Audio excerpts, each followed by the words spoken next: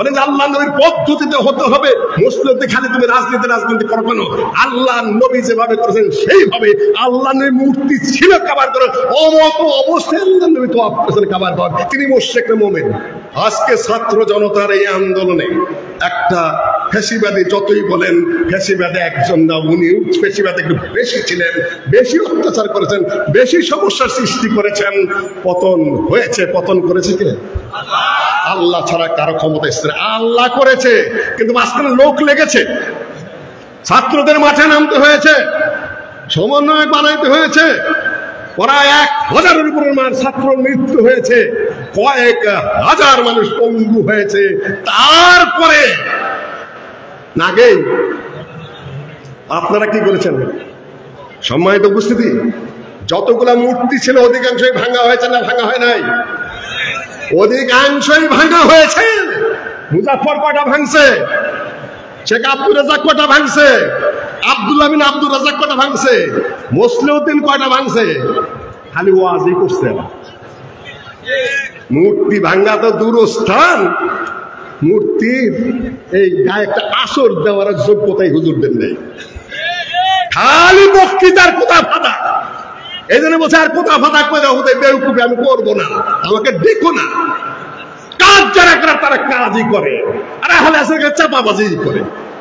তবে কিছু মনে করেন না, আবার পরে তারা ওরা তাওহীদের পক্ষে কথা বলে, সুন্নতের পক্ষে কথা বলে, সহিহ হাদিসের পক্ষে কথা বলে। এটাকে আমি খাটো করতেছি না, এটা করতেই হবে। বহু মানুষ দাওয়াত গ্রহণ করেছে, কিন্তু শুধুমাত্র দাওয়াতি কাজে কোনো কিছুর বাস্তব পরিবর্তন ঘটে না। বাস্তব পরিবর্তন কবে ঘটলো? নবী মুহাম্মদ সাল্লাল্লাহু আলাইহি ওয়াসাল্লাম দাওয়াতি কাজ করেছেন মক্কায় কত বছর? 13 বছর। মদিনায় কত বছর পরে তিনি মক্কা বিজয় থেকে বের হলেন? 8ম হিজরিতে। 13 আর 8 কত? তাড়াতাড়ি হিসাব দাও আমাকে। 13 আর 8 কত বছর? এত বছর পরে তিনি মক্কার দিকে মক্কা বিজয় করলেন। এর আগে আরো ঘটনা ঘটেছে। এই যে মক্কা বিজয়ে গেলেন, এখন কে মূর্তি ভাঙলেন? মূর্তি ভাঙলেন, বাপের মূর্তি আগে ভাঙলেন। বাবা কেরা? ইব্রাহিমের মূর্তি, ইসমাইল আলাইহিস সালামের মূর্তি নিজে তিনি মূর্তি ভাঙলেন না, রেখে দিলেন যে বাবার মূর্তি থাক। কোনটা? কত সালে? 8মে। এর আগে আবার তিনি তোয়াফ করেছেন কাবার ঘর, যেটা ওমরা কাজা ছিল, ওমরা করতে পারেন নাই যেটা, সেটা মূর্তি থাকা অবস্থায় তোয়াফ করেছেন না মূর্তি না থাকা অবস্থায় তোয়াফ করেছেন? মূর্তি কাবার ঘরে স্থির ছিল, ওই অবস্থায় আল্লাহ নবী তোয়াফ করেছেন।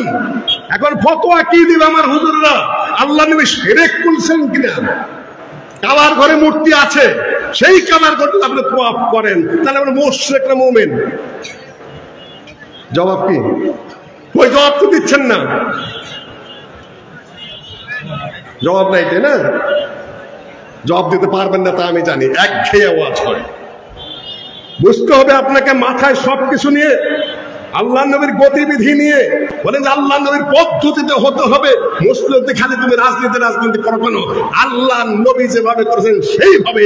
আল্লাহ নবীর মূর্তি ছিল কাবার ঘরে, অমত অবস্থায় আল্লাহ নবী তোয়াফ করেছেন কাবার ঘর। তিনি মুশরিক না মুমিন?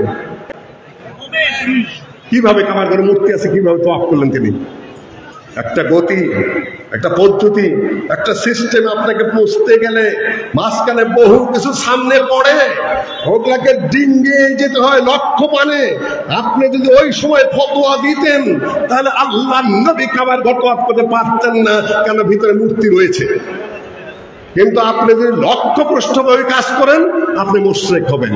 লক্ষ্য যদি সামনে থাকে, আল্লাহ আপনাকে মাফ করে দিবেন। সম্মানিত উপস্থিতি, কুল জাআল হক ওয়া যাকাল বাতিল, আল্লাহর নবী মূর্তিগুলো ভেঙে চুরমার করে দিলেন। আপনি কুল জাআল হক ওয়া যাকাল বাতিল ইন্নাল বাতিলা কানা যাহুকা, হক সমাগত হয়েছে, বাতিল দূরীভূত হয়েছে। বাতিল তো দূরীভূত হওয়ার জন্যই, কিন্তু করবে কে কাজটা? কাজ কে করবে? আপনারা না অন্যরা? না, সেটা আপনাদের শিকড় কেটে দিচ্ছে। 3 প্রকারের বক্তৃতা, 4 প্রকারের বক্তৃতা হচ্ছে।